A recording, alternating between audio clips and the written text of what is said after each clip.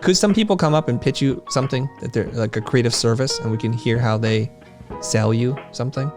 Sure. Page 52. A salesperson is a facilitator of next steps. Selling has nothing to do with persuading. Has nothing to do with persuading.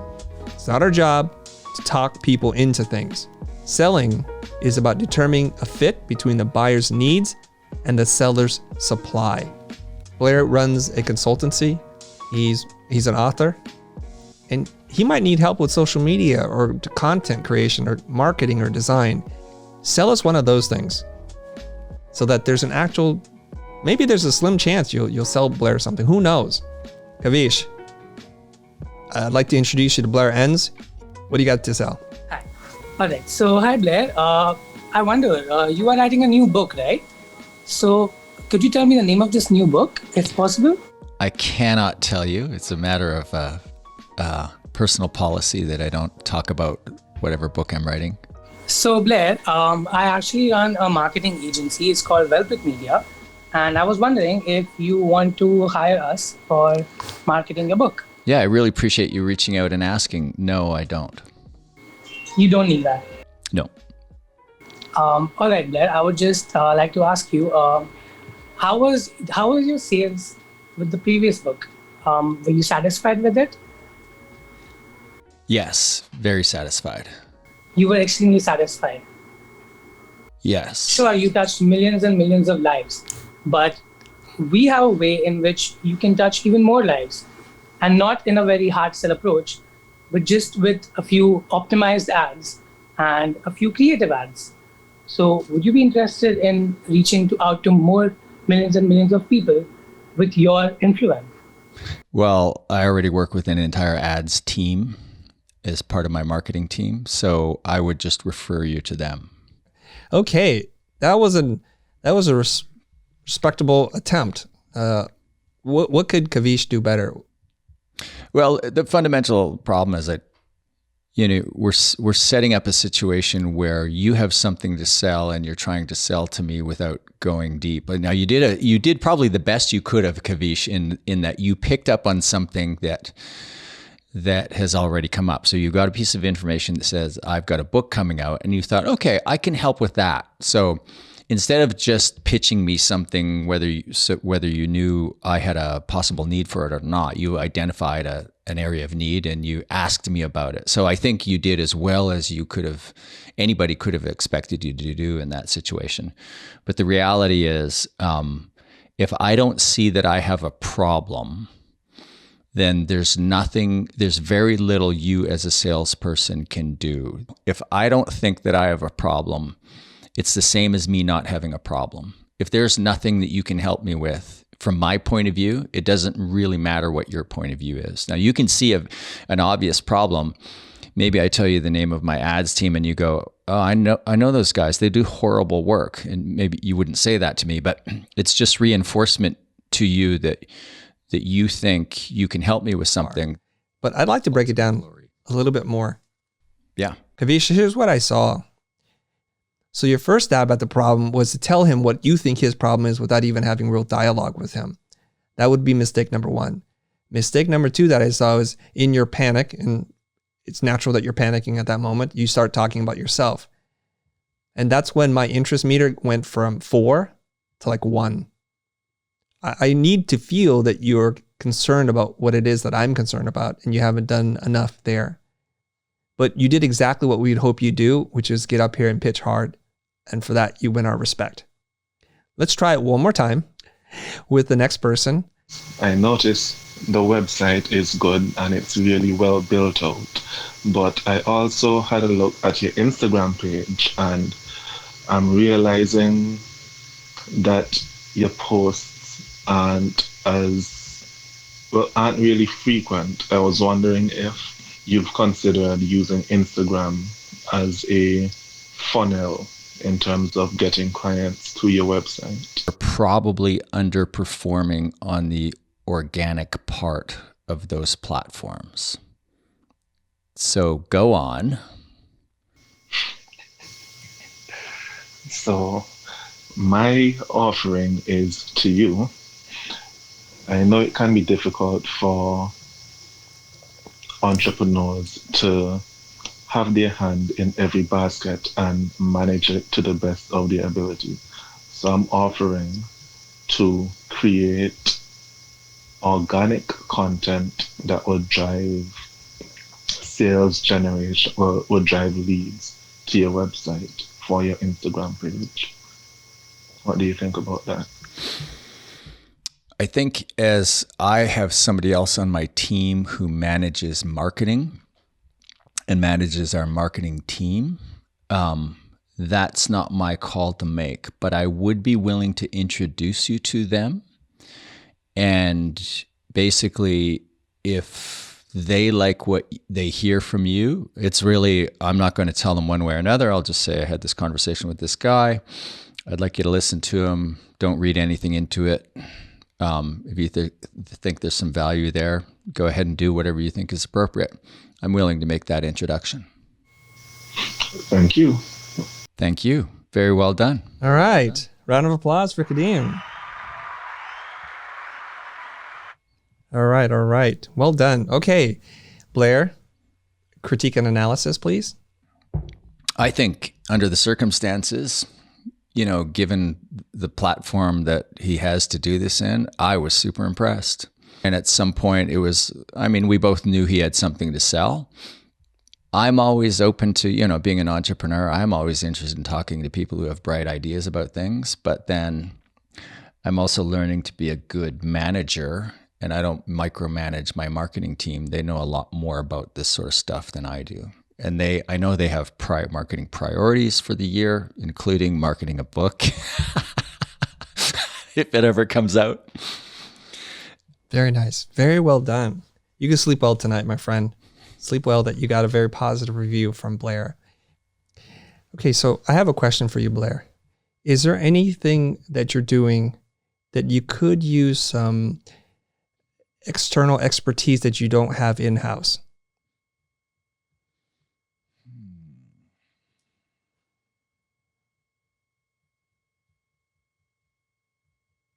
I'm just wondering if there's something you think about that you think we could be doing better.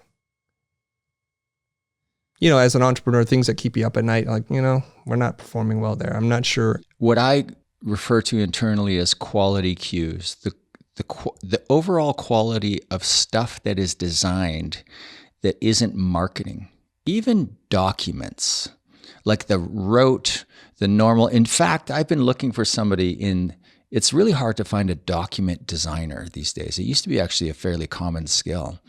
So it sounds like boring stuff, maybe not really high value, maybe not all that strategic, but maybe somebody would see an opportunity in it.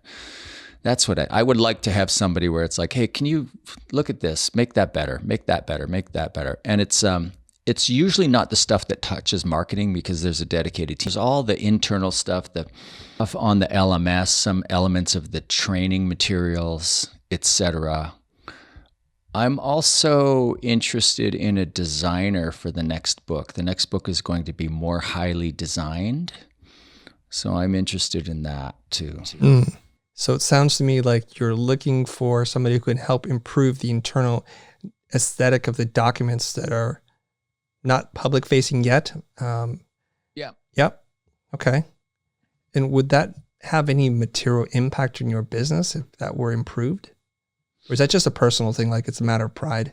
No, I think, it's an element of the brand that, you get in somewhere, you start paying money and you notice, especially when your audience is designers, creatives, you notice, yeah, that's a little bit pedestrian. That could be designed to a higher quality.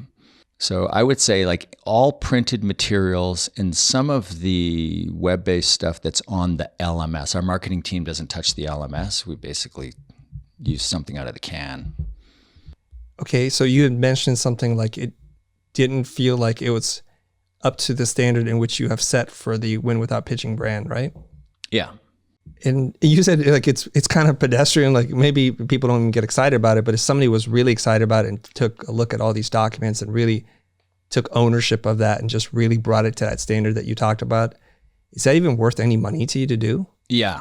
So presentation design as well. It's been years since I had somebody do presentations for talks. I'd love some standards around that.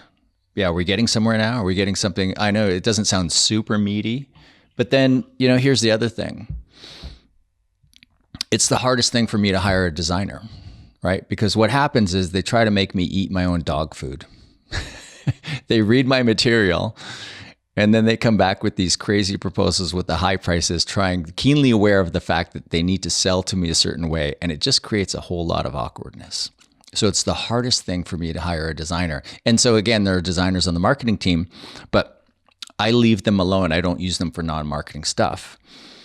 And I would love to have somebody that's like, hey, can you do this? Can you do this? So there's probably a lot of little work. And if somebody had some initiative around more strategic stuff, I'm open to like ideas about what else we can do to make stuff better. So there's an opportunity there. I'm holding your book in my hand here. And I know you've talked about this before, but you wanted to write the Win Without Pitching Manifesto as something that could withstand the test of time. And everything from the paper stock to the typefaces that you're using here has that kind of timelessness to it. And the way it's bound with this hot foil stamping, this red and black, super cool. And then I see some of the presentations. I've seen some of your presentations. And there does seem to be a little gap. It's not to be critical, but if it could live up to this standard and all the other documents, and maybe even go beyond this.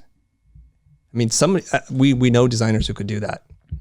Is that something you would spend money against? I mean, oh, absolutely. Yeah, I love the direction this room is going in. We're going to solve my problems. All right. Yeah? Yeah. Okay. All right, let's take a time out. Take a time out. Regal smiling. Let's take a time out. Chris is going to sell me something. Yeah, I was just selling you something. And I just wanted to ask people, did you see a little difference there between me trying to sell? I didn't even know I was being sold, man. That was so good. I was like, I wonder when Blair's going to realize something's happening here. No, I was like going deeper and deeper. Yeah, you know somebody that could, what? And I'm totaling up the tens of thousands of dollars that I'm willing to spend. No, I would pay more. I'd pay more. No, who is this person? I'd like to bring on some people and ask them, what did you just witness here while Blair is figuring out I just tried to sell him something? You know what my business coach told me one time? He says, salespeople are the easiest people to sell to. Marketers are the easiest people to market to because they want to believe in this future state. They believe in change management. And so once you just hit upon something, they're ready to go. So I wasn't sure half of like, I wonder if Blair's just playing along with me here. I thought you were serious. I mean, it was like, really? Yeah. I mean, I am serious, but I'm not serious. I'm serious for the role play. Oh, God. That's I knew I was slipping right in. Right. If I don't get a new designer out of this conversation, I went in saying, I don't need anything. And now like in 30 seconds, 60 seconds, you had me like, yeah, no, who is it? I'll hire them. Yes. I would like to get your take, Joshua, Austin, or Chris, on one thing that you saw that was a little bit different in my approach to Blair than the other two gentlemen who had pitched prior.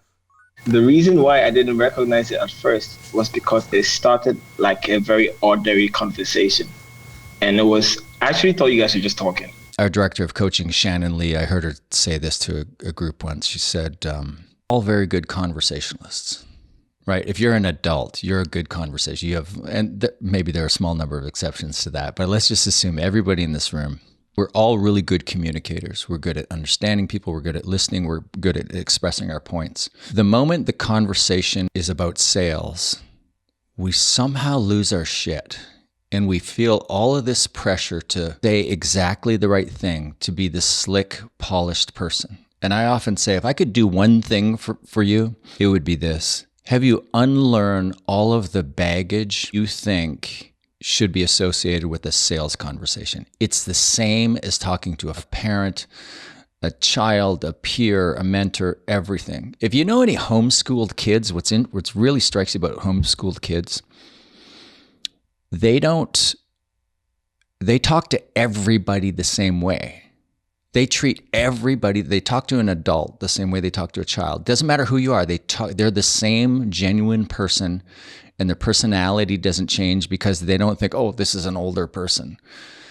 And that's what an effective salesperson does. And that's what you just did really well, is you just had the normal conversation. There was nothing about your demeanor or even your approach that changed or felt unnatural?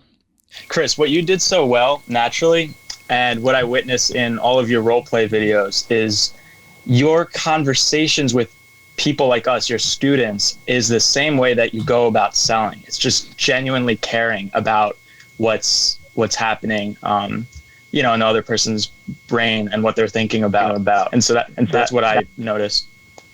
You write in the book, to sell, there's 3 components: help the unaware, inspire the interested, and then reassure those who have formed intent. Here's the key takeaway from this conversation. It's a little counterintuitive, but to be a more effective salesperson, ask more questions. Not just any question. Ask questions that get the prospect to tell you about a problem or challenge they're currently experiencing. Another way of saying this, statements tell, questions sell. Sell through curiosity. Learn to be more inquisitive. And whatever you do, don't make assumptions. Don't pitch, don't convince. Otherwise, you'll come across as not caring or only caring about yourself. People buy for their own reasons and often not for the reasons you think. So keep a tone that is conversational. Your goal is to be a great listener. Seek first to understand. If you're telling, you're not selling. I know it might sound easy to do, but it's not. It takes confidence, patience, and practice to get good at this. Keep applying these principles until they become second nature to you. That's it for me. Thanks for watching this video. Don't forget to like, comment, and subscribe to the channel for more helpful tips like this, and I'll see you in the future.